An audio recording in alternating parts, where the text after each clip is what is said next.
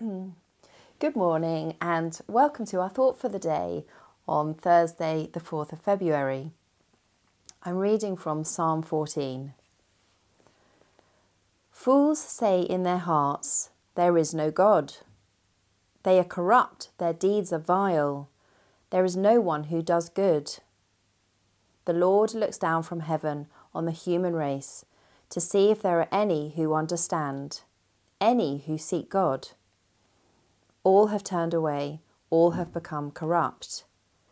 There is no one who does good, not even one. Do all these evildoers know nothing?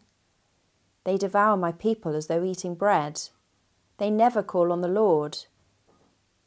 But there they are, overwhelmed with dread, for God is present in the company of the righteous. You evildoers frustrate the plans of the poor, but the Lord is their refuge. Oh, that salvation for Israel would come out of Zion. When the Lord restores his people, let Jacob rejoice and Israel be glad. I chose this psalm because I think that we can often feel, as David did, particularly in the first half of this psalm. And it's kind of in two halves where the first part is he's very frustrated and he's sort of pouring out his heart going, why does no one acknowledge God? And why is there so much evil around? And I know that I can often feel that when I'm watching the news or hearing about our world, or not even our world, but things closer to home. And firstly, I can think, why won't anybody turn to God? But also, secondly, I can feel despondent about the things that are often sort of said or done in the name of God. Those people who say that they're Christians, who then come out with terrible things, and that can be almost worse to understand. So I think we can kind of relate to David's frustration at the start of this psalm.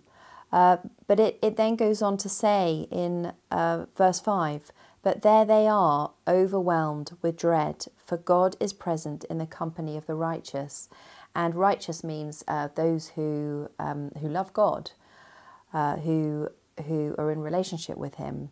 And it's interesting because it says, but there they are, meaning those bad people, those who shun God. But there they are, overwhelmed with dread. And it's interesting because obviously it speaks about a point where they do acknowledge him and they're aware of his presence. And isn't it amazing where it says, for God is present in the company of the righteous, in the company of those who love him. And then it says, you evildoers frustrate the plans of the poor. And again, it speaks about the poor. And I love that because Jesus was always speaking about the poor and caring for the poor. And it says, but the Lord is their refuge. And then the last verse, oh, that salvation for Israel would come out of Zion when the Lord restores his people. That's fantastic because we have something to look forward to. We look forward to the day when all things will be restored.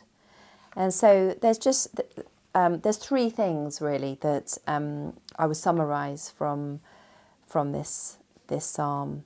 David experienced the frustration thousands of years ago, frustration that we can too experience, of why there were so many wrongdoers in his world, but also why people wouldn't acknowledge God. And then secondly, having gone through his frustration about the state of his country and world, he is reassured that there are still good people and people who love God.